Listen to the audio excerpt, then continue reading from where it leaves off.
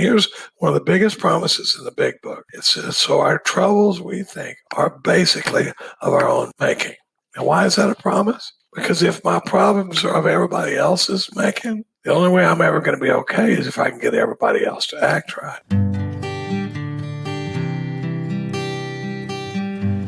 Well, hello, friends of Bill W. and other friends. You have landed on Sober Speak. My name is John M. I am an alcoholic, and we are glad you are all here, especially newcomers. Newcomers, that is, both to recovery as a whole and newcomers to this podcast. Sober Speak is a podcast about recovery centered around the 12 steps of Alcoholics Anonymous. My job here on Sober Speak is simple. My job is to provide a platform to the amazing stories of recovery all around us. Consider Sober Speak, if you will, your meeting between meetings. Please remember, we do not speak for AA or any 12-step community. We represent only ourselves. We are here to share our experience, strength, and hope with those who wish to come along for the ride. Take what you want and leave the rest at the curb for the trash man to pick up. Buenos dias or buenas noches. That was the voice of Mr. Charlie P. that you heard at the beginning of this episode, and you will be hearing so much more from him in just a moment on this here episode number 195 of Sober Speak. But first things first, this episode is brought to you by, it's sponsored by Rito and Randy and Ian, Brad, Juliana, Kurt, Todd, and Terry. Do you know what Rito and Randy and Ian and Brad and Juliana and Kurt and Todd and Terry did? Well, let me fill you in. For those of you who may be first-time listeners, they went to our website, soberspeak.com. They clicked on the yellow PayPal donate tab, and they made a contribution. So thank you, Rito, Randy, Ian, Brad, Juliana, Kurt, Todd, and Terry. This episode is coming right out to ya. I, John M., just another bozo on the bus. Oh, if I knew how to say the bus in Spanish, I would, but I don't. Will be the chairperson for this meeting between meetings, and I am truly honored and privileged to serve all of you listening in. So take a seat, if you will, around this virtual table, and let's get started. No matter who you are or what your past looks like, you are welcome here. It is an open table for all, and we are glad you have joined us. If you're not following us on the Instagram, please search us out. It's at SoberSpeak, all one word, and we would love for you to follow us. If you are not following us in Facebook, wait, how come it's on Instagram and in Facebook? Or is it on Facebook? I don't know.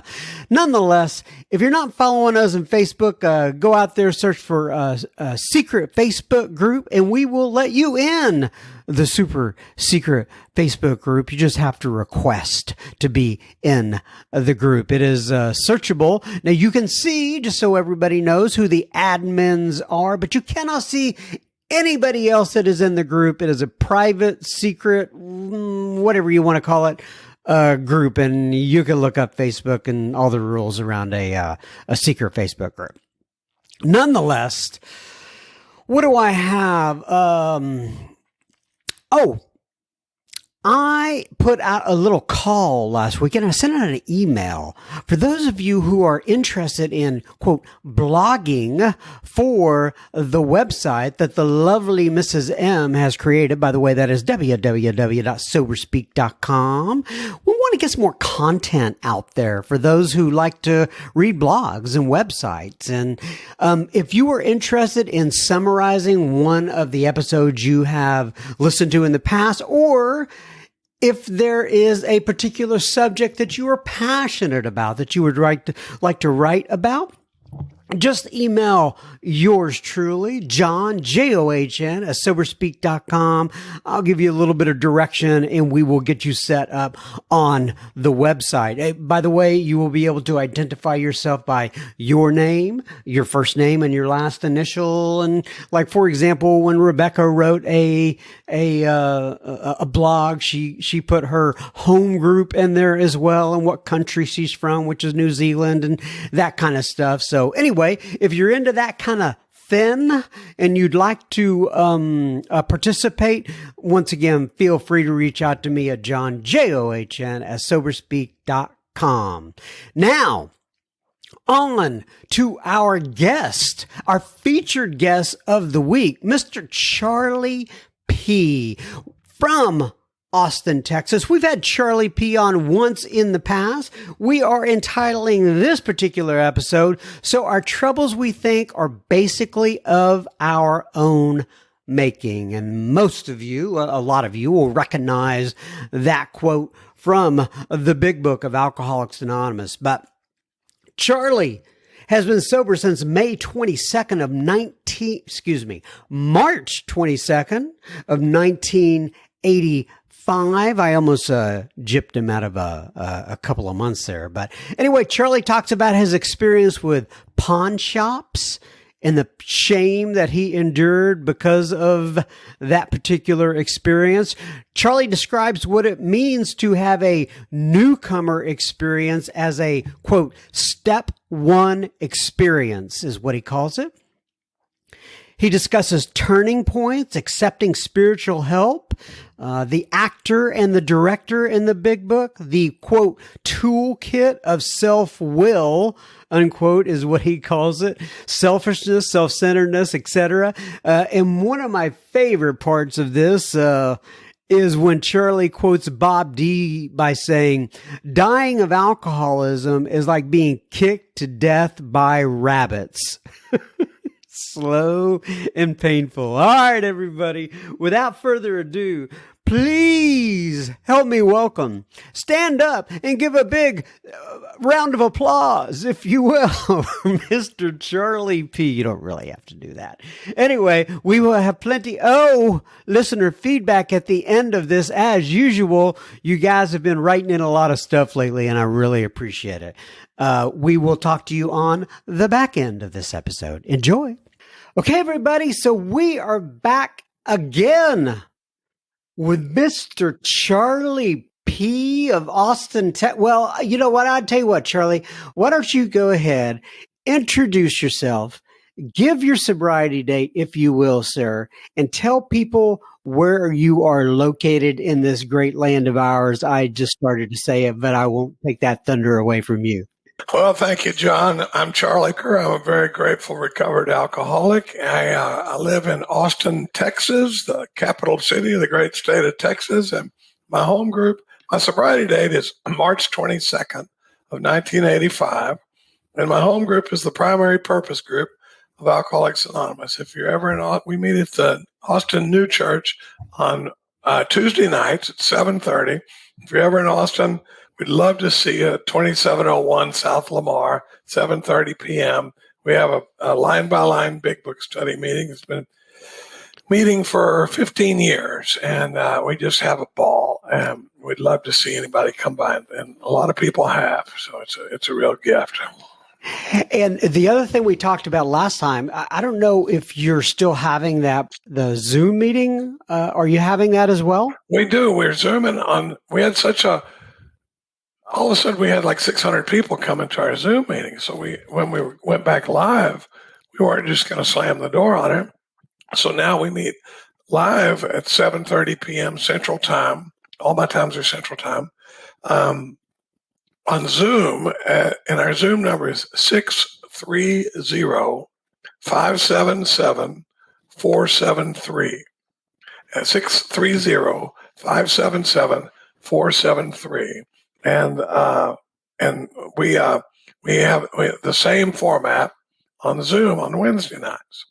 Is there a password? No password. Yeah, and we announced that last time you were on the program. Do you do you know if anybody joined from? Yeah, we've had a few come on, and I'm going to confirm that meeting number. Okay, you're looking it up there. Yeah, 630-577-473. Yep, that's what I have too. I'm looking at it, and so I'll try to remember to put that in the show notes again. I know we did. So just so you all know, if you didn't hear Charlie's first episode, he was on episode number 176, and we titled that episode, "I Thought I Changed My Mind." And before we go into that, okay.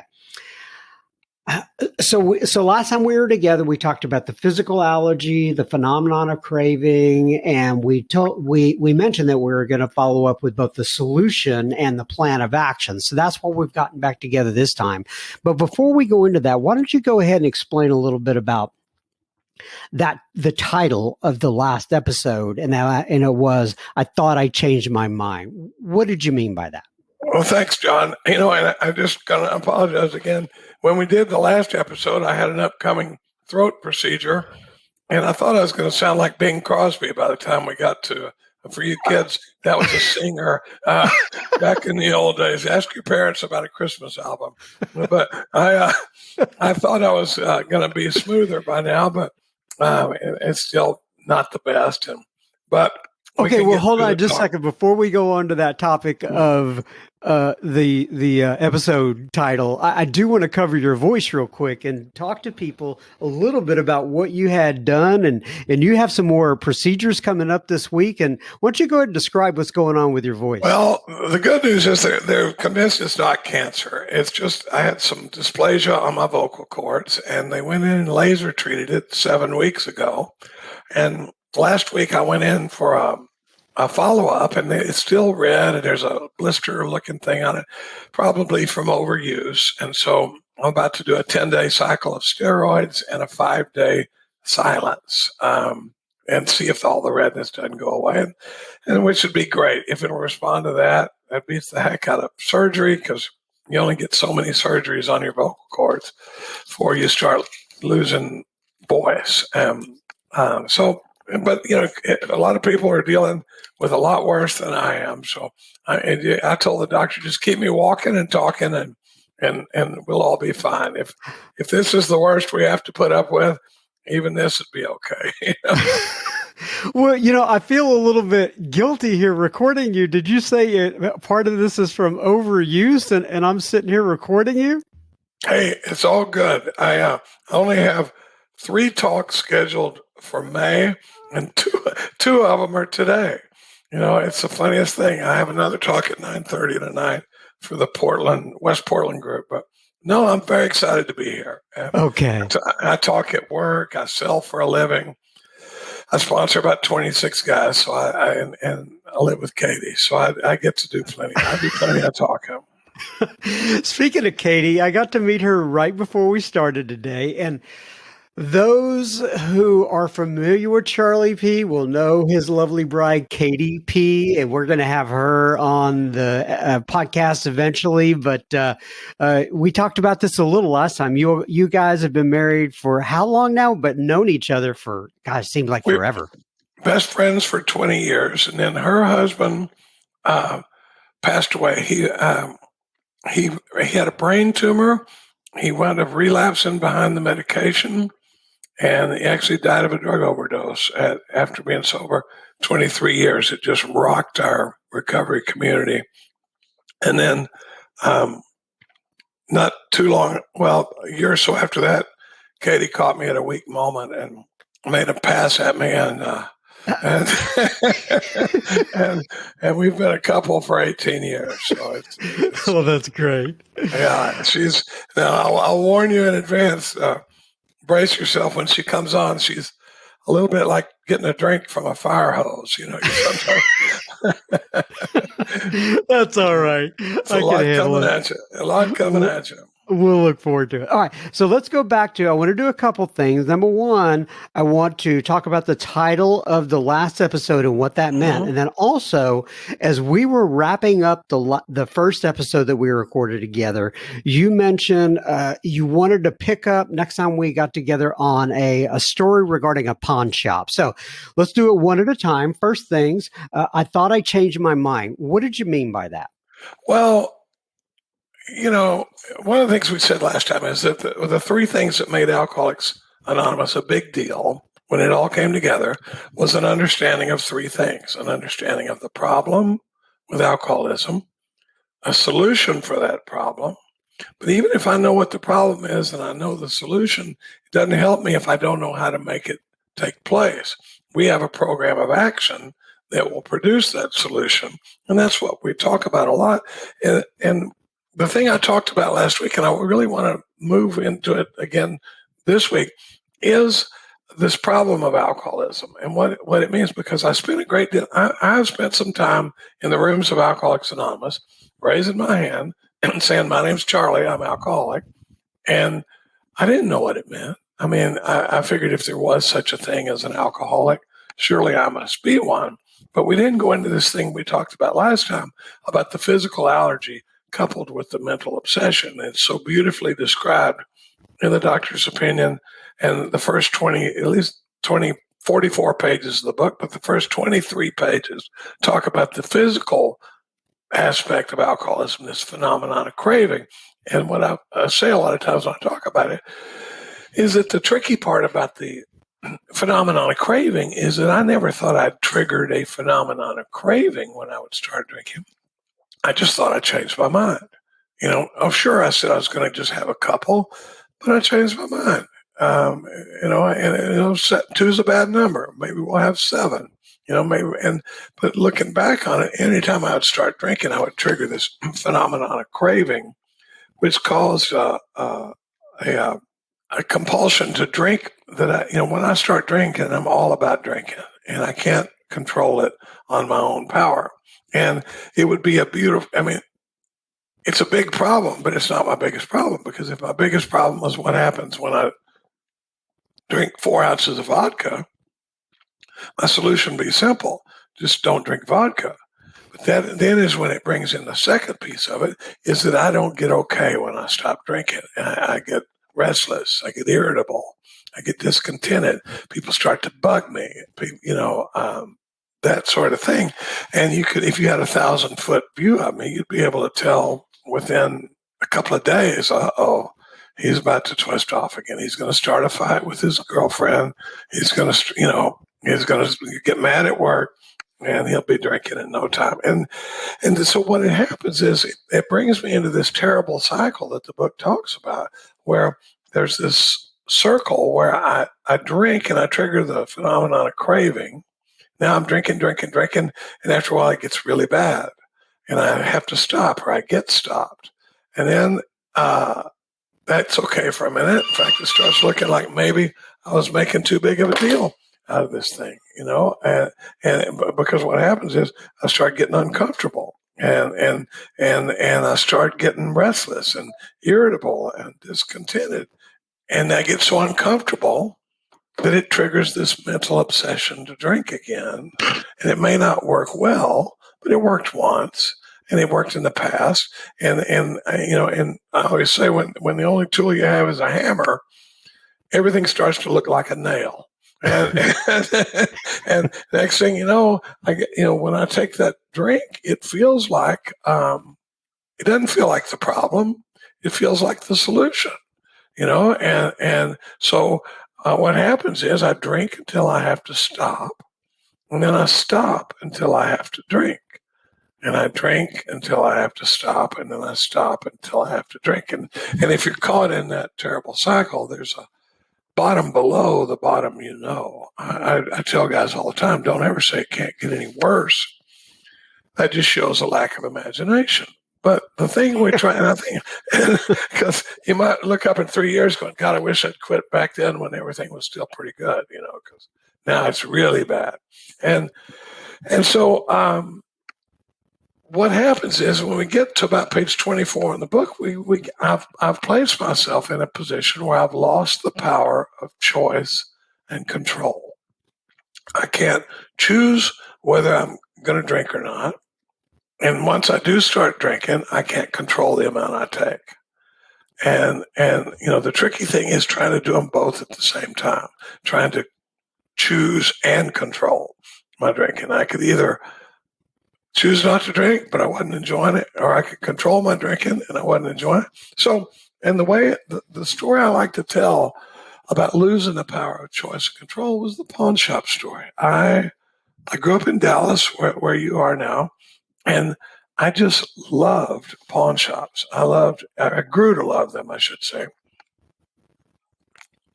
I loved everything about them. I loved the purity of the equation. I never once walked in, because you just go into the pawn shop and you give them the shotgun and they give you the money. And you go back and you give them the deer rifle and they give them the money. And then you give them the sterling silver and I've never once had a pawnbroker go, good God, man, what are you going to do with this money? Or weren't you just here 2 hours ago? Or it's never like that. They just give you the money. And the thing was, I had a plan, and we alcoholics make some really good plans. I mean, we do. We're smart people. We make plans that you could take over to the university and show it to them, and they'd look it over and go, that's a pretty solid plan you got there, and my plan was that I had 90 days to get everything out of the pawn shop. You have a 90-day period where if you pay the interest and the principal, you can get it back. So I wasn't selling this stuff. I was just pawning it. And the plan was always that I'll come back when I'm flush and get it back. Well, now, part of the problem was, I may have mentioned last week, I was so poorly treated as a child that I ran away from home for good at the age of 28. My mother doesn't think that's funny, but I mean, and I'm serious, never went back, so a lot of this was going on at that time. And the thing about this plan I had for the pawn shops, one complicating factor was that I didn't own very much stuff. So I was having to pawn stuff that didn't belong to me. And that puts a little more heat on the equation, but it's okay. I got a plan. And so, but one day I had pulled an insurance scam that I've since made amends for. And I had enough money to get everything out of the pawn shop. And it's go time. We need to go to the pawn shop and get all this stuff. But I used to drink at a little place in East Dallas called the Spillway Pub, over by the Spillway on White Rock Lake. And I just loved the place. And it was the only place in Dallas that would let me run a tab. So it's also a very important piece of business to go by and settle my tab at the Spillway Pub. And because I'm going to need that, when the money's gone again. So, but we're not going to do anything stupid. We're not going to go crazy. We're certainly not going to trigger some kind of phenomenon of craving or anything like that, whatever that is. But the problem is I'm a blackout drinker. And one of the few lines in the book that doesn't apply to me, I love our book, and it almost universally applies to me, but there's one line where it's on page 30, where it says, our stories are filled with countless vain attempts to prove that we could drink like normal men. I don't have any experience with that. I never tried to drink like a normal man. I was about oblivion. I was a sloppy drinker. I went a year and a half without working there at the end, and I was about getting loaded from the very beginning. So I blacked out a lot, but I didn't have many of these. On this next thing I know, after going by to settle my tab at the Spillway Pub, I was upstairs at my parents' house, and I came out of a 5-day blackout. Now, I didn't have many of those. I had a lot of those blackouts where you don't remember the drive home, or you look out the curtains to see if the car's there, and wow, why are there weeds in my bumper? And, that sort of thing. But this was 5 days of don't remember anything. And I came out and I'm sitting up and I can tell you what the entire room looked like. I could tell you the color of the carpet, the bedspread, the furniture, the wallpaper, the temperature of the room. Because when I came out of this blackout, I still had my jeans on. And in my right hand pocket, I had $8. And in my left front pocket, I still had all of those pawn tickets. And we've all had those mornings where you just go, oh no.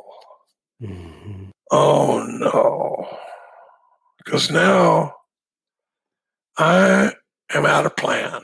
And I shot my wad on this other scam and I got nothing. And I'm not a sociopath. I worried about it for a minute, but I've looked at it a little. I'm not a sociopath, and I'm not going to sell my father's beloved shotgun for $40 if I can figure out any. So I would have to go to my father, who was a good man, and say, Dad, listen, if we act now, I can get you a pretty good deal on all your stuff. But if we wait till tomorrow, it's strictly retail. And I always have to tell that kind of like it's a joke a little bit, because if I touch the desperation of that day, having to stand there and tell my father that I've pawned all this stuff and I got nothing. So we would have to get in his truck and let me try a cough drop here. Dallas is a big spread out town like Los Angeles. It's not, so it wasn't just go to the pawn shop. It was, we have to go up on East Grand and get your shotgun. We go on Buckner Boulevard and get your deer rifle. And we got to go out to Oak Cliff and get your metal detectors. And then I left your sterling silver out on Beltline Road. So it was all day in the car with me and my dad and all that shame. Mm. And when we'd be driving around, I'd be going, Dad, I swear to God, I will never do this again. I don't want to feel like this. I don't want you to feel like this. I will never do this again. And if I was lying to that man, I damn sure didn't know it, because it felt like I meant it with every fiber of my being. But the thing I didn't know, riding in his truck with him, was that I didn't have the power to make good on that choice, on that promise. That's what I'm talking about when I talk about powerless over alcohol, is I don't have the power to manage that decision to not drink. And once I start drinking, I can't manage it. My life has become unmanageable, and I'm powerless over alcohol, because I would hit the back door of his house like a cat burglar within 3 to 5 days, and it'd just be like that. And I'd grab something, and off we'd go. And by the time I got to you people, my father and I had made the rounds of the pawn shops 3 times. Mm. That's how cool I was. That's how slick I was. I was a burden to anyone that was unfortunate enough to love me or be involved with me. That's the guy I brought to Alcoholics Anonymous, and I thought I had a little bitty problem. I figured AA probably had a little bitty answer. That's, if I've learned 2 things since I've got here, it's that one is I had a much bigger problem than I thought I had when I got here. And the other is that Alcoholics Anonymous had an enormous answer. And I didn't know that coming in. But so this powerless over alcohol, all of this, our book spends the first 44 pages. I mean, and the doctor's opinion, basically, almost half of our recovery text talking about the problem. This problem with alcohol, that I have a body that doesn't respond normal to alcohol, and I got a mind that's going to drive me back to it every time, every time, every time. We will be continuing our conversation with Charlie P. from Austin, Texas in just a moment. Just a reminder, you are listening to Sober Speak. You can find us on the World Wide Web at soberspeak.com. There you can find approximately 195 or so other episodes you can listen to for free. You can also find the donate button on our website, which you can use if and only if the Spirit moves you to do such. Please keep in mind this is a podcast funded by you, the listener. SoberSpeak is a self-supporting organization through our own contributions. We are not allied with any sect, denomination, politics, organization, or institution. We do not wish to engage in any controversy, neither endorse nor oppose any causes. All right, now back to Mr. Charlie P. All right, so we're talking about the problem. We're talking about the solution, the fact that you thought you had a little problem and AA had a little solution. So take me on from there. And the pawn shop story, by the way, was very, very telling, right, of where this kind of disease will take us. But go right ahead. Well, it was absolute powerlessness, and so now the thing is, I think sometimes we have a tendency to rush somebody through the doors of Alcoholics Anonymous, and I think the book talks about the ex-problem drinker who's found our solution, who's properly armed with the facts about himself, can generally win the entire confidence of a new man in a couple of hours. And that's, I think, a big piece of being properly armed with the facts about myself, is being able to explain to somebody that they don't just have a moral problem or a weakness, that this combination of physical allergy, mental obsession, mental blank spot makes me so powerless. And it drives me into a need for the solution, because down here at the bottom of page 24, it says, when this sort of thinking is fully established in an individual with alcoholic tendencies, he has probably placed himself beyond human aid. And it goes on to talk about this. There is a solution. Almost none of us like the self-searching, the leveling of our pride, the confession of shortcomings, which the process requires. But we saw that it really worked in others. That's one. And we had come to believe in the hopelessness and futility of life as we've been living it. So my job is to give this guy a fatal dose of alcoholism, or what I call a step one experience. Well, because you see guys, I talk at treatment centers sometime, and when a guy has a step one experience, you can see them lean forward in their chairs, and it hits them like a ton of bricks, and they're going, hold on just a minute. I've been in and out of AA for 15 years, and I've never heard the stuff you're talking about, because for a whole bunch of problem drinkers, when we talk about going back to AA, or, it's okay, I got to quit drinking and I got to go back to those meetings. And I have nothing. I love the meetings. I love the fellowship.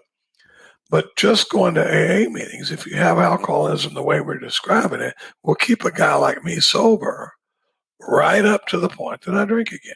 Right. And I can't figure out why. And when you got a guy that's coming in and you're saying, and he's thinking, what's going to be different this time? I'm going to try to get to that here in a minute. But the thing is, when we talk about this power greater than myself, the reason we have to pound this step one experience is I don't know why I would give a flip about a power greater than myself if I still think my power is going to get the job done. But the moment that I'm crushed by this fact that on my own, I got no shot, well, then this power gets real interesting. And it goes on later on to talk about it on page 26. Same 25, it says, we believe if you're as seriously alcoholic as we were, there's no middle of the road solution. We were in a position where life was becoming impossible. And if we had passed into the region from which there is no return through human aid, we had but two alternatives. We read that part of how it works in the meetings, and it says we stood at the turning point. We asked his protection. Well, but for years, I never asked myself what the turning point was. And it says it's right here on page 25. It says, one was to go on to the bitter end, blotting out the consciousness of my intolerable situation. And there's people listening to this podcast that are trying to blot out an intolerable situation, and it says, and the other is to accept spiritual help. That's it. I stand it, but there's no flashing red light at the turning point. but it's like either keep going the way you're going, try not to think about it, and dying of alcoholism is a long, slow death. My buddy Bob D says it's like being kicked to death by rabbits. By the time you're dead, you wish you'd been dead a long time ago. But so then, it tells this wonderful story about Roland Hazard. But my favorite piece, and we switch over to the solution, is it says, we in our turn on 28. On 28, it says, we sought the same escape that Roland Hazard had found with the desperation of a drowning man. This gift of desperation comes from a clear understanding of how sunk I really am. That this is not something I'm going to think my way out of. I'm not fixing to get a handle on it. In Texas, we say fixing. It means preparing to. It doesn't mean repairing. It means preparing to. I'm not fixing to get a handle on it, and nobody can help me. And the thing I love about drowning men is they don't ask a lot of questions. If you spend the time pounding this problem, they get much more open-minded about the solution, which is this power greater than myself. Because until I've had the step one experience and that gift of desperation, I think I need for you to tell me what we're going to do, how's it going to go, what's it going to feel like when I'm doing it, what's the end result going to be. And I thought it was really important that I approve of the whole process. Right? But when I've had that step one experience, all you're going to hear out of me is, and I can tell that John used to drink like I did and he's not drinking anymore. All you're going to hear out of me is, what do you want me to do? And then, that's funny. That makes me emotional because there's magic that takes place in that moment, because the next thing you're going to hear out of him is, okay, I did that. Now what do you want me to do? And from there we roll. But otherwise, I have a guy that's thinking, maybe I got a problem. If my step one decision is just a mental exercise, then, sure, I'm alcoholic. Well, then my third step is going to be an academic exercise too. But when I have this desperation of a step one experience, it's going to it drives me into the rest of the work. One step calls for the next step. And the desperation calls for power, and the second step calls for the third step. And so a couple things right. So sure.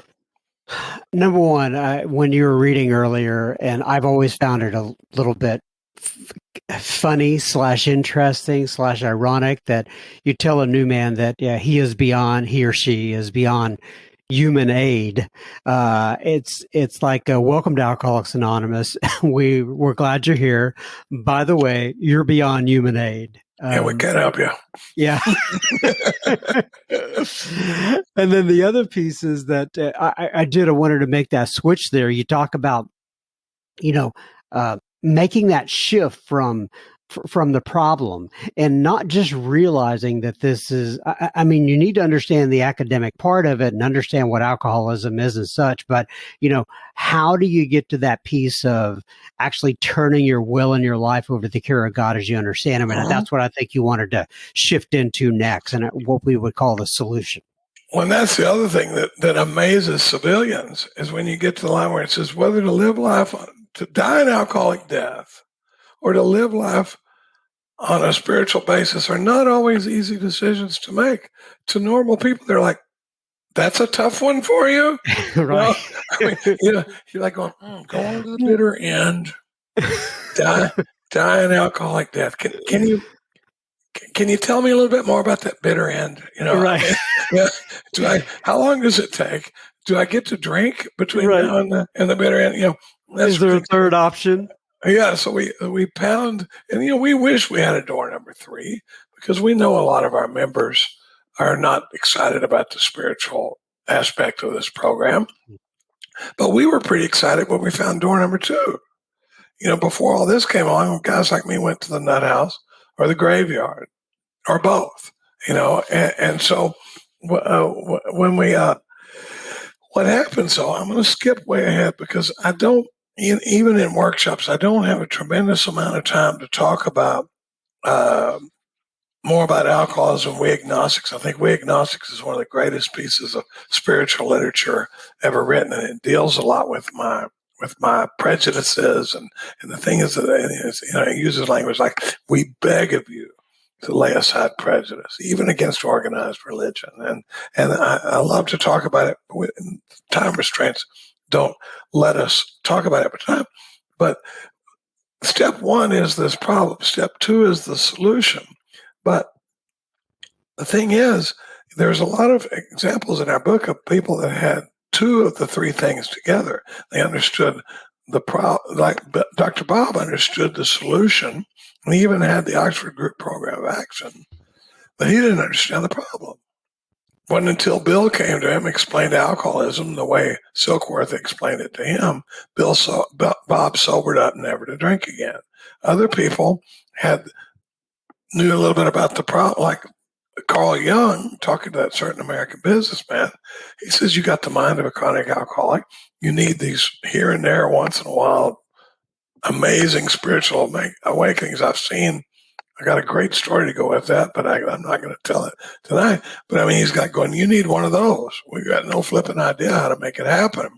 But that's the only thing that's going to fix you. The big thing we have is we have a program of action that will bring about that solution that I've admitted in step two. The only thing that will help me is a spiritual experience. And then our 12th step, it says, having had a spiritual awakening. And how did it happen? As the result of these steps. So it's saying the only thing that will help me is available to us as a result of these steps. And by now that we've spent about an hour and a half on step one, that solution is really interesting. Well, the thing I want to talk about in the 2 hours we have left today. And by the way, Charlie, don't worry about the time because we can always schedule some more time to come back around and talk about whatever you need to talk. As long as your voice is going to be okay in a couple months. I love being here. And if it helps anybody, I'm sorry, I bumped the mic. If it helps anybody, it's certainly worth the effort because we act like sometimes that everybody out there drinking knows this stuff, that they know about alcoholism, that they know what AA does, and we don't, In fact, one of my favorite exercises, I've done it in rooms with 6,000 people in it, is when you say, think about when you would swear you were never going to drink again to your people or whatever, and then they look up and you're drinking. And they'd always ask that question. They go, John, why did you start drinking again? And we give them the only answer we've got, which is what? I don't know. God, it's like I did it. I've done it in big rooms, and it's like a chorus. And we go, I don't know. I mean, it's just what I do. And I hurt the people that love me. I make promises I don't keep. And by the time I get here, I think, disease my left foot. There's something really bad wrong with me. And to find out that this is a problem and to have a solution for it is an amazing message to be able to carry. But when I came into the rooms of Alcoholics Anonymous, we made a big mistake. And I had a sponsor I'll love for the rest of my life, but we basically said, are you alcoholic? And I thought, well, yeah, sure, I must be. I didn't know anybody that drank more than I did. And I've met a few since then.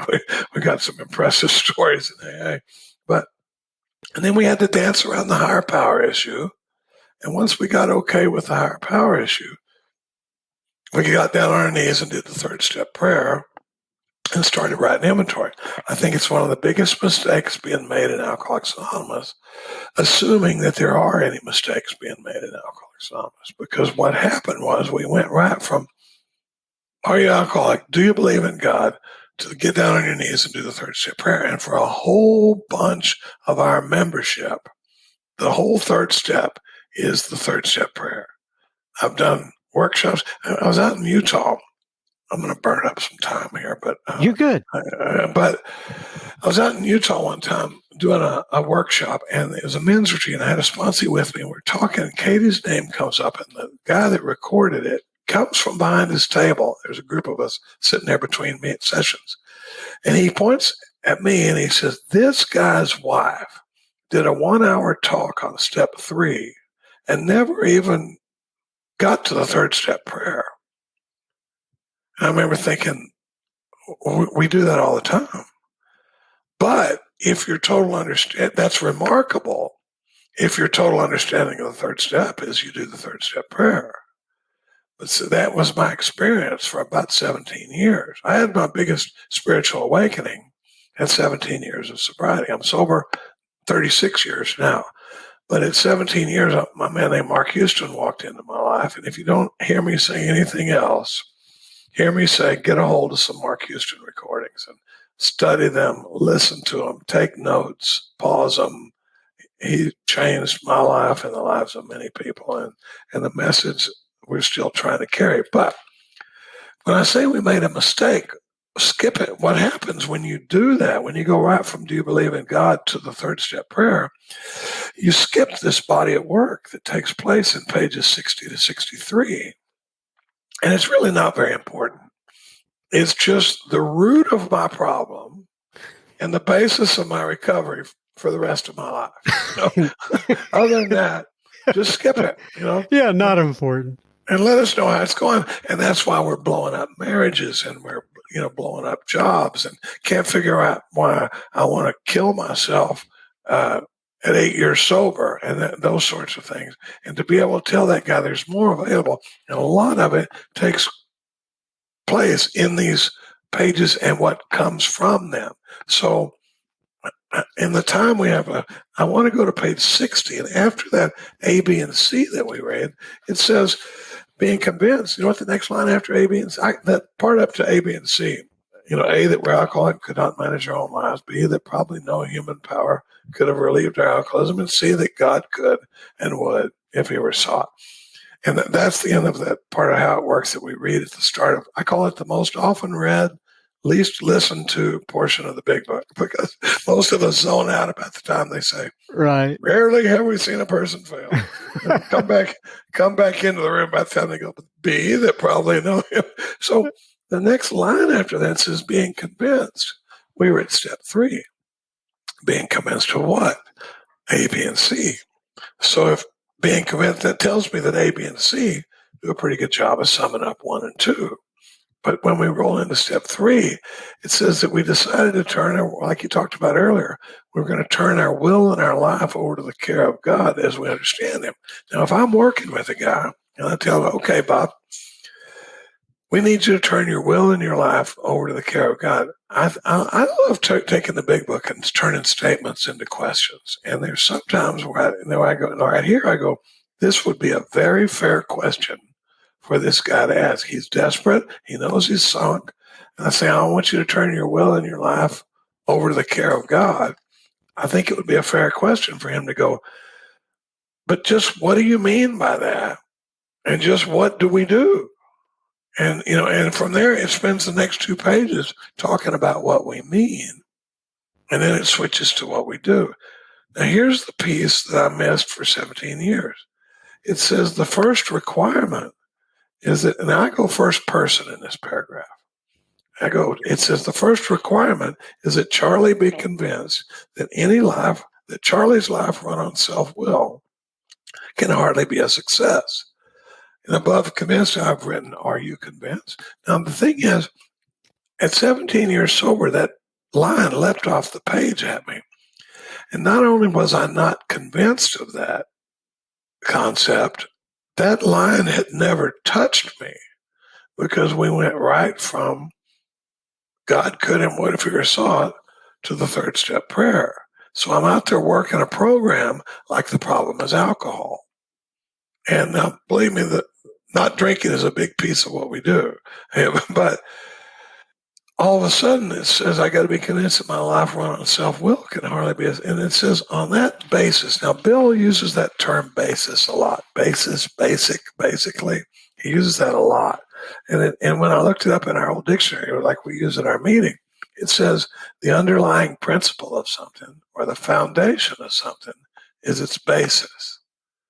And when the basis of my life is I'm running this deal, it says I'm almost always in collision with something or somebody, even though my motives are good.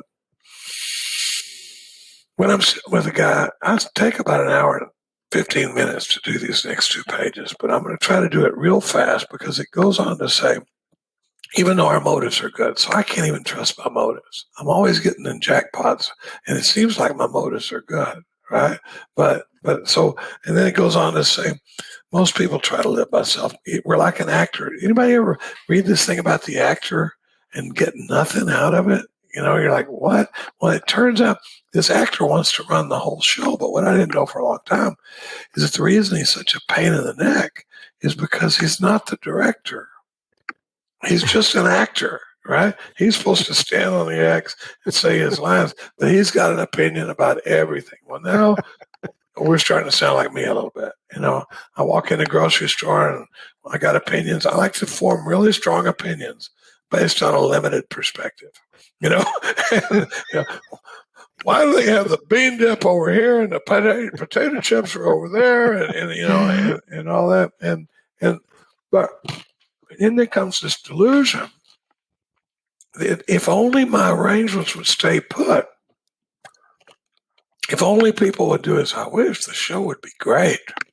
How can that be selfish, John? I mean, I'm trying to create Charlie-topia, but you're invited, and it's going to be great for everybody. And it says life would be wonderful. And in trying to make these arrangements, this is what I call the toolkit of self-will. Sometimes the toolkit of what? Self-will.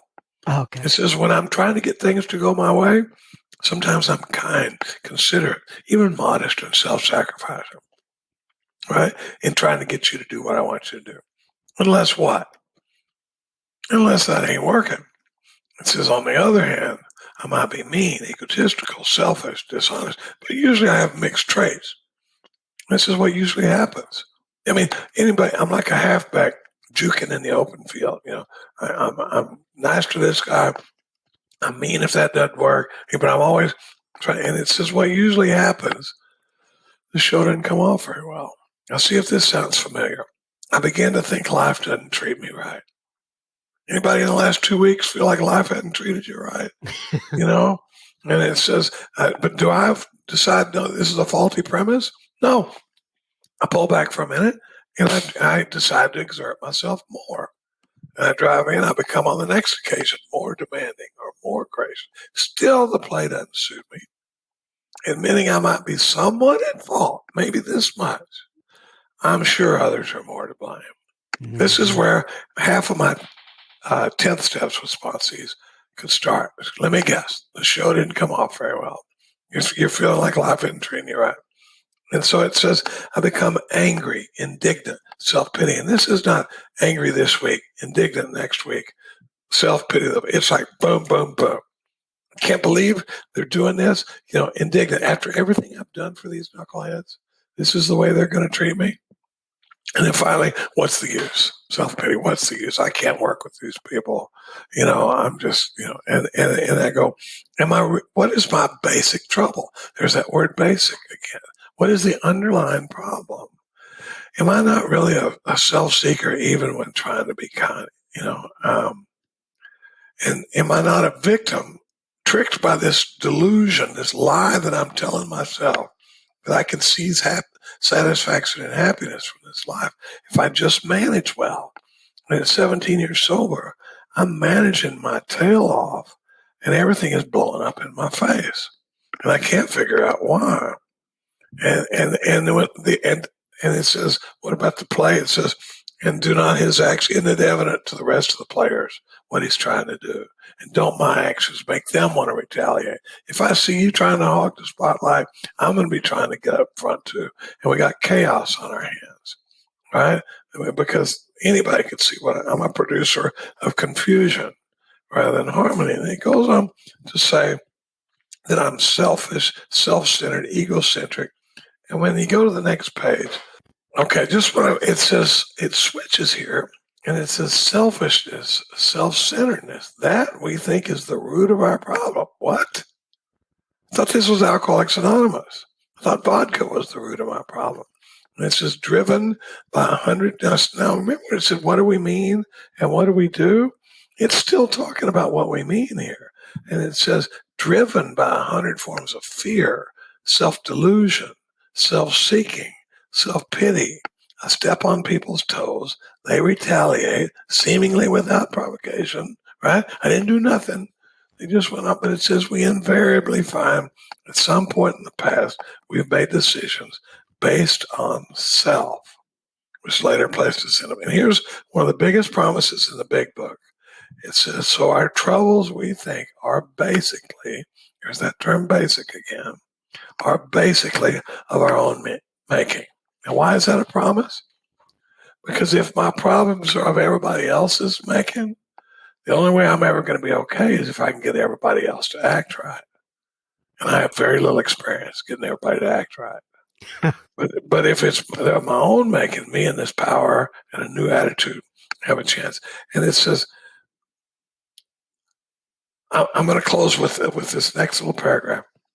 It says, they arise out of ourselves, and the alcoholic is an extreme example of self-will run riot. Now, I never thought I was an extreme example of self-will run riot. And it's the next line is a drunk trap. It says, though he usually doesn't think so. You know, I tell this story about if you went out in the United States and you got all the people and you picked out the people that were self-will run riot, right? And you built this 20-foot high chain link fence with guard towers and razor ribbon, and you herd all the people in the country that are self-will run riot into that fenced-in area. All right, are you getting an image of that community? I do, yes. Now we're going to go into that community, and we're going to pluck out the extreme examples of a self-will run riot. These are the ones driving the other self-will run riot people crazy, right? So we pluck out all those extreme examples and put them in a room. Guess what we got? Welcome to Alcoholics Anonymous, right? But the problem is, I don't even think I belong in the fence, right? Because I got motives and I got my story and I got, what I was trying to do. And so I think when you come to pluck me out, I don't think I'm an extreme example. I think, they heard my story and they see their mistake now. They're going to put me back in Gen Pop. No. So and it goes on. But now here's where it gets heavy. It says, above everything, we alcoholics must be rid of this selfishness. And I like to look a guy right in the eye and go, what do the words above everything mean to you? I mean, paramount importance. It doesn't even say above everything, we got to stop drinking vodka. It says above everything, we got to get rid of this selfishness. And we must, or it kills us. But God makes that possible, because the thing is, I can't just listen to this talk and go, that knucklehead from Texas is right. I'm going to start being less selfish. It's in my DNA. I can't just do it on my own power. It says God makes that possible. And there often seems no way of entirely getting rid of self without his aid. Many of us had moral and philosophical convictions, Lord, but we couldn't live up to them. Neither could we reduce our self-centeredness much by wishing or trying on our own power. We had to have God's help. So I spent a long time, and I'm going to tie it up with this. I spent a long time in AA focusing on the wrong problem. It turns out alcohol never was my problem. Alcohol was the only thing I'd ever found that would ease the discomfort of a life based on selfishness and self-centeredness. And I'd worked my whole program like the problem was alcohol. Chuck Chamberlain gave a talk called New Pair of Glasses, and they put it into a book. And one of the things, he told a story there about a guy coincidentally named Tex. And Tex had been afraid of dogs his whole life.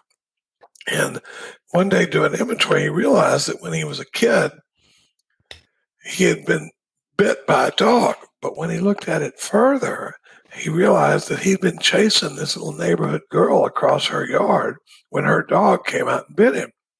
And he said, all my life, I'd been running from dogs and chasing women, and dogs never were my problem. And it's the same way for me. I'd been working a program like the problem was alcohol, and it really wasn't. The problem was that I was so self-centered that I created this mental obsession, this discomfort. Now my sobriety picture gets much bigger. Now it's not just drink, don't drink. Now it's how does self show up? How does it manifest? What's it like to be me? What's it like to be around me? What's it like to date me, work for me, be parented by me? And it changes the whole picture. And right there is where it switches over to this is the how and why of it. I think we're going to have to do it on another podcast. We're going to have to get back together again, Charlie, and I will look forward to that. And who knows, we may do 2 or 3 more. I don't know. Neither of us are going anywhere. You have to preserve your voice for tonight, talking to the Pacific Northwest. We want them to get a good Charlie P. And then you're going to have your surgery. How long will you said you're going to have 5 days of silence for a while. 10 days. 10 days of steroids. Oh, 10 days of steroids and 5 days of silence, though, right? I really don't look forward to that because I do not sleep when I take those steroids. And then 5 days of not saying anything, which might be recommended when you haven't been sleeping. Might be a good time to keep your mouth shut.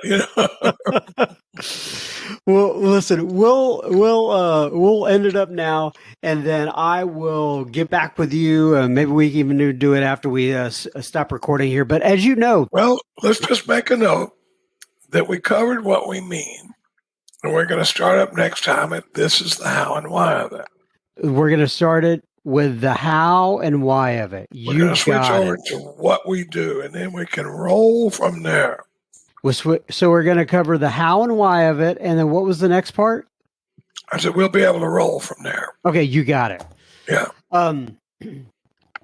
So we're doing some planning on the podcast here while folks are listening to us, and I absolutely love that. I think that's the best way to do it. That's a lead in. Yeah, so I will definitely get back with you. Let me go ahead and read page 164 here to close us out. It says, abandon yourself to God as you understand God. Admit your faults to Him and to your fellows. Clear away the wreckage of your past. Give freely of what you find and join us. We shall be with you in the fellowship of the Spirit, and you will surely meet some of us as you trudge the road of happy destiny. May God bless you and keep you until then. And this is the type of podcast that I would recommend that people go back, the type of episode, I should say, that I recommend people go back and listen to again, pause it, back it up, take notes on it. As you saw me earlier, Charlie, I've been taking notes like left and right as you're talking, and I'm going to go back and review my notes. And then always, it's always interesting. What you don't know is that I have to go back and pick out, just like, 20 seconds of something that you may have talked about during the episode and put it on the beginning. And I have so many choices here. I don't know exactly what I'm going to do. So anyway, God bless you, my friend. Good luck with your treatment coming up, and we will get together and record some again soon. Okay. And you as well, John. Thank you for all you do.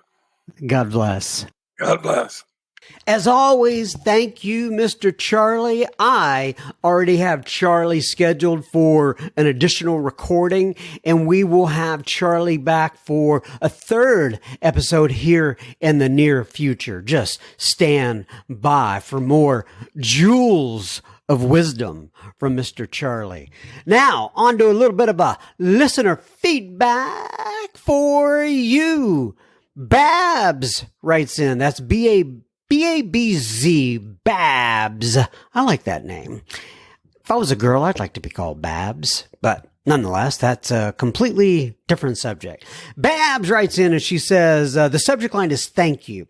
And Babs says, I am married to an alcoholic and I like Al-Anon very much, but for some reason, I get a lot more out of AA groups. And I've heard that before, Babs. She says, I'm very delighted to get to know your podcast and keep doing what you're doing. You're shedding light in a very dark place, and that is very good. I'm home alone, brokenhearted, because once again, my husband checked into a motel. Oh no. To binge drink. He does this on an average of once a month. He was sober for about 8 months, and I was grateful, but he's never been able to bounce back between his depression and his alcoholism. I pray for a miracle daily. I am reminded of the story in Acts 3. Of course, Jesus could have healed the cripple, but it was left for Peter, the apostle, to heal the cripple to show timing. The only reason why Peter was able to heal the cripple was because he did it in Christ's name. And while I don't expect you to get all scripture, while I didn't expect you to get all the scripture with people, and I understand from me to you, I wanted to let you know I'm still waiting for a miracle when it comes to my husband. I'm hoping that a cop does not knock on my door and tell me that my husband passed away from an alcohol overdose. No one should die alone. I know that sounds dramatic, but I know you know, and I know you know what I'm talking about, and I'm being insanely candid. I know you understand. Keep doing what you're doing. You don't know how much your light can do best, Babs. Well, Babs, I know there's a lot of people out there that can relate to exactly what you wrote in. I appreciate you being candid, and I do understand. And there's a lot of people that understand. And that's why I read these things out there, so people will know they are not alone. Thank you, Babs. Angela writes in and she says, "Good morning, John. I live in New Brunswick, Canada." Then she's got a big old maple leaf emoji.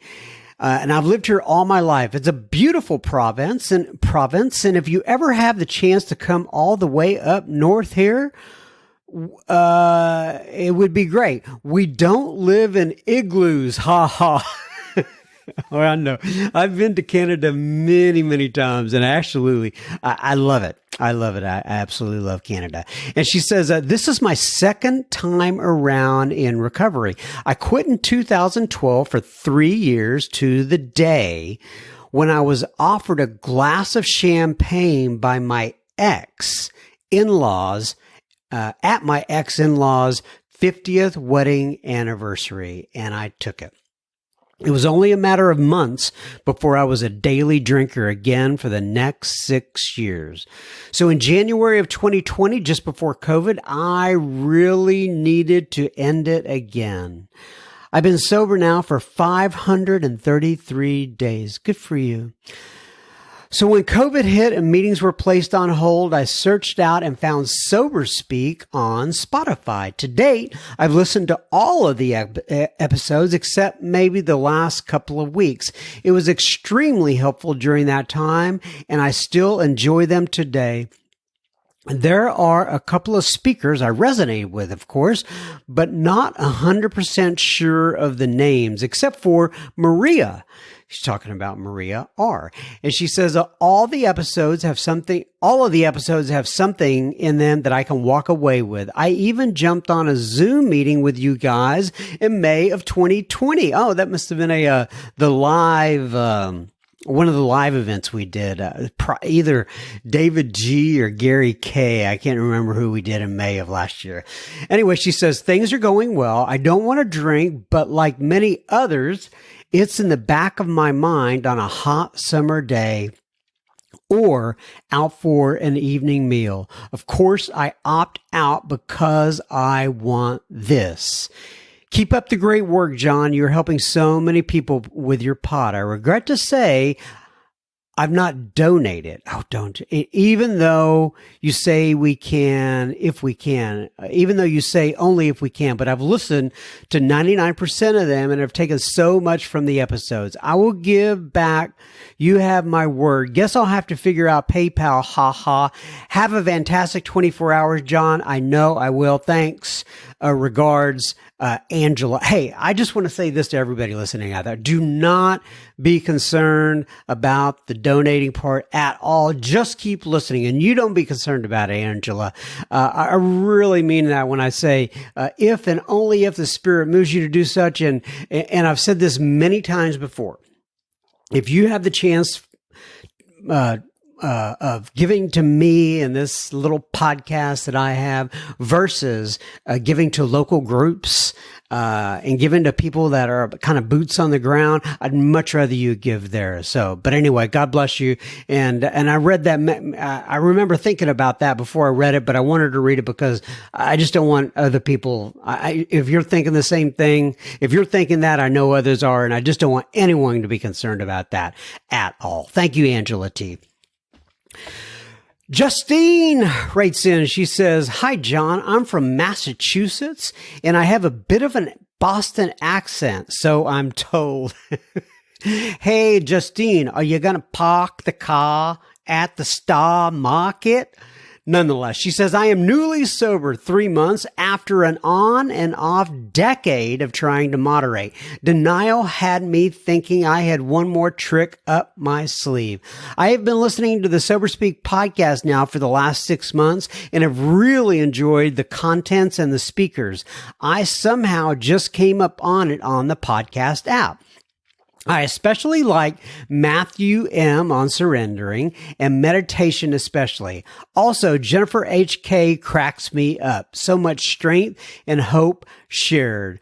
I want to join the super secret Facebook group, and I also try Sunday afternoon yoga class. By the way, just as a little quick announcement here, I don't think I've said it thus far on this particular episode, but if you go to soberspeak.com and you click on the resources tab, you will see the login information that we have for a Sunday afternoon at 4:00 p.m. Central, half meeting, half yoga class that we do, and you can come in there and join us all. It's free. Megan P. puts it on, and we would love to see you guys in there. But nonetheless, she says, your podcasts bring in humor and levity into a pretty serious subject, so I find it a great resource. Plus, as an Irish woman, she's an Irish woman, I always love a good story. Anybody, story, anytime. Please do me the honor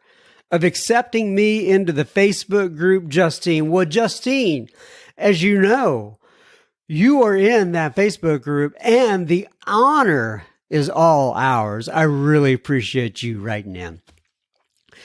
David writes in, he says, "Good morning, Vietnam." He didn't say good morning, Vietnam. That's an old movie. He says, "Good morning. I live in Virginia. I have been sober for 13 years and have not stepped foot into an AA meeting in 12 years. Didn't work the steps and thought I was better than everyone else, in parentheses. Imagine that, exclamation point.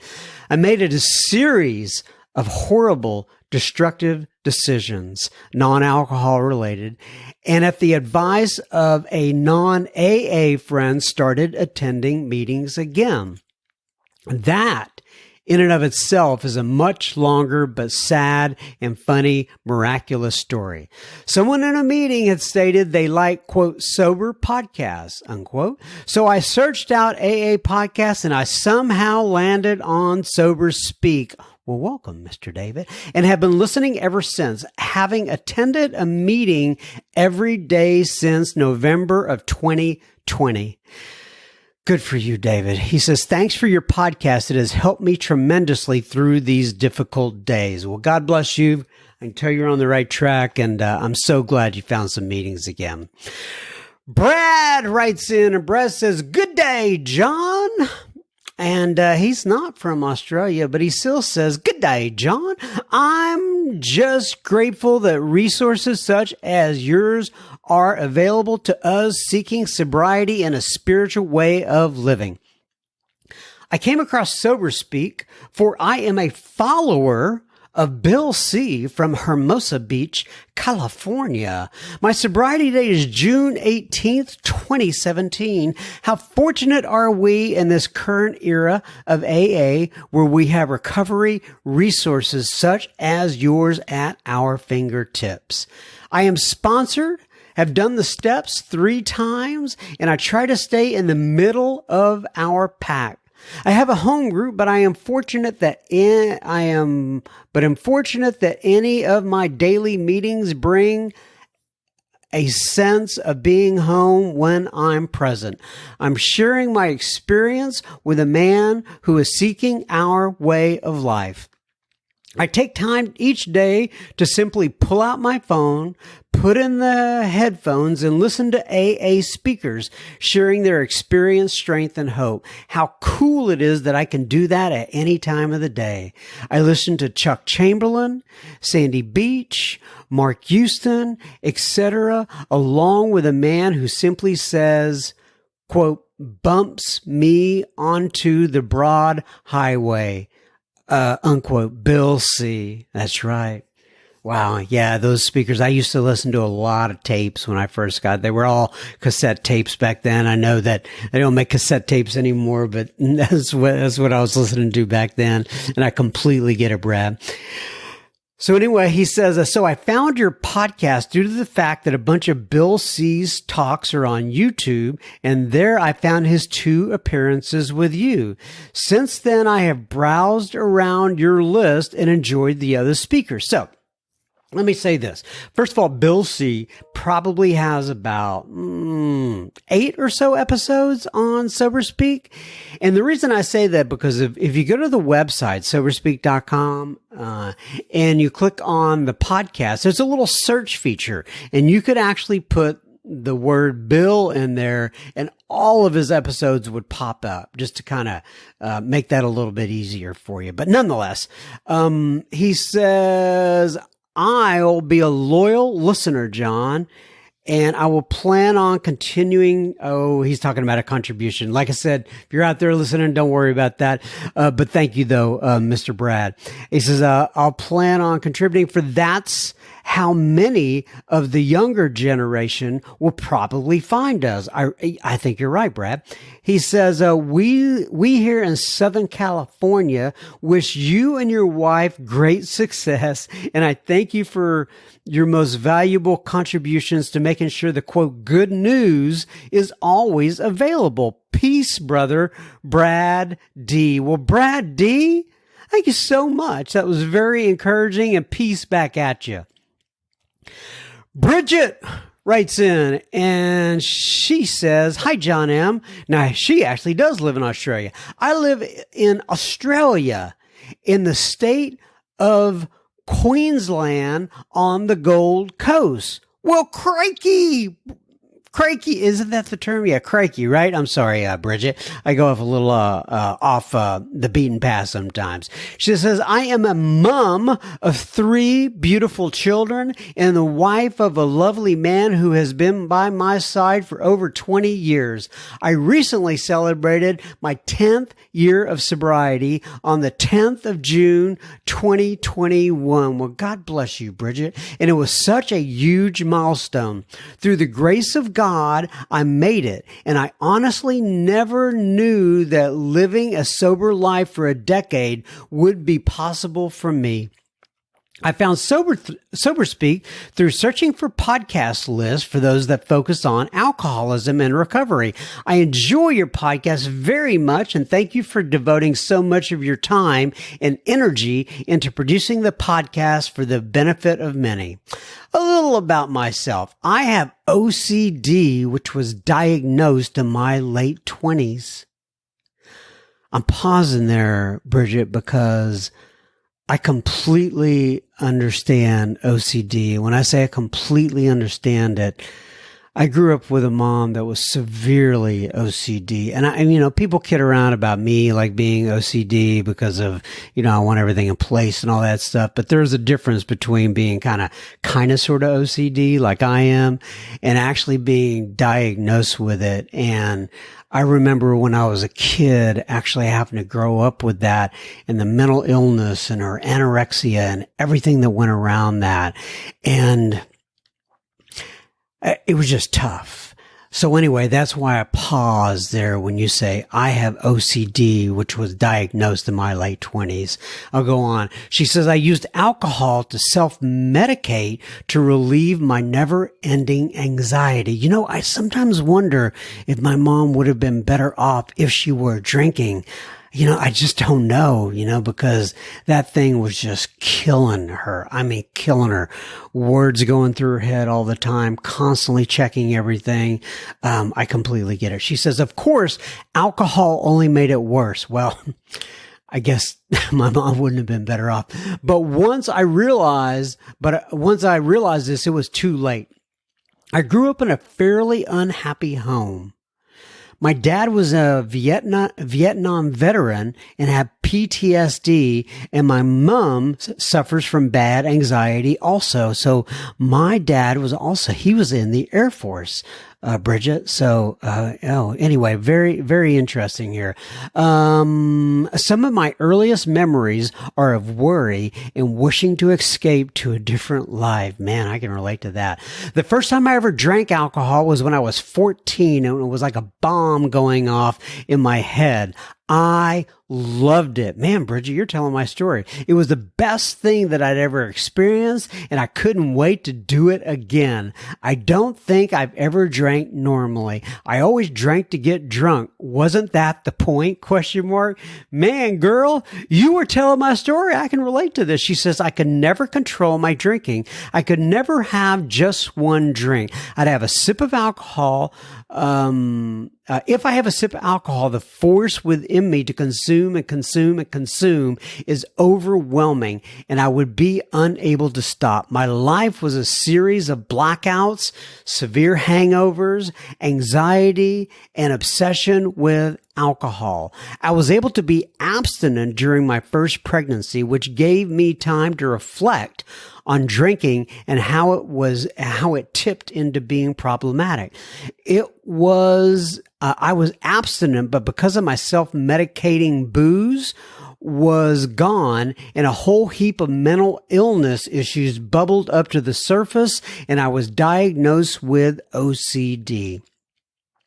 Once I had my baby, I waged a battle with myself to be able to have a drink, but breastfeed, and many times would lose control and then beat myself up because I drank too much and then needed to feed my baby, and I couldn't. I became a master at timing, feeding around drinking, and I'm sorry to say there are times I breastfed when I probably shouldn't have. My firstborn was born in 2007, and between 2007 and June 10th, 2011, I was on a spiral downwards with my drinking. I had no control. I was anxious. I was depressed. I drank alone. I drank a lot. I wanted to stop, but I couldn't, and I was mentally ill. In 2010, I found out I was pregnant with my second child, and this gift of time for me to be able to step back from drinking allowed me the opportunity to stop that I hadn't taken with my first. I began to do the work of understanding what was happening in my brain. My daughter was born on the 18th of December, 2010. And the first thing I did was plan when I was going to have a drink. I decided that I would only have one drink every now and then considering I had not drank for 9 months, I was going pretty well. I only drank maybe 3 or 4 times until June 10th of 2011. On this night, a group of my girlfriends and I went out for dinner. I drove my car there and with the intention of driving home, but it was stressful getting out of the house. And by the time I arrived at the restaurant, I was frazzled. Everyone was drinking and I thought to myself, I'll just have one. Famous last words, right? The night ended with me in a blackout and getting home at 3 a.m. according to the taxi receipt. The next day I came to with the most horrific hangover, a screaming baby and a toddler who needed me, and an overwhelming sense of utter despair. In that moment, I wanted to die. I literally wanted to cut my arms open and bleed out all over the anxiety and now filled every cell of my being. It was that moment when I realized I could never, ever drink again. It was that moment that I realized if I drank again, I would die. And it was at that day that I got sober, and I have been sober ever since by the, in big capital letters, grace of God. I didn't fit into the mold of an alcoholic who was physically dependent. I was never a daily drinker, but I am an alcoholic. I find the medical community's rigid definition of an alcoholic as unhelpful because you don't need to have a physical dependency to be one. By the time you do, the road back is so steep, and if medically intervention was made sooner, it could help so many more people. I remember once I admitted to a psychologist that I thought I was an alcoholic because I was unable to control my drinking, and had several dire consequences as a result. He scoffed at me and said, you're not an alcoholic. I've worked with alcoholics and you don't have a physical dependency. Luckily, I was already sober at the time and doing the work, but I found his comments to be most unhelpful. Needless to say, I will never go back to him. I have listened to only one of your podcasts, Mimi F. Her story embraces and it echoes mine. I intend to listen to many more, and I am so thankful for finding your podcast. God bless you. Warmest regards, Bridget R. from Australia. Well, thank you, Bridget. Oh, that was just lovely. You're a good writer, too. I really appreciate you writing in. That was quite lovely. And God bless you on your journey, and keep me up to date. And once again, congrats on your 10 years. All right, everybody. That is the end of this particular episode. I take this 1 week at a time. I will probably be back next week, but God bless you. Keep coming back. It works if you work it, and we will be talking to you soon. Bye-bye now.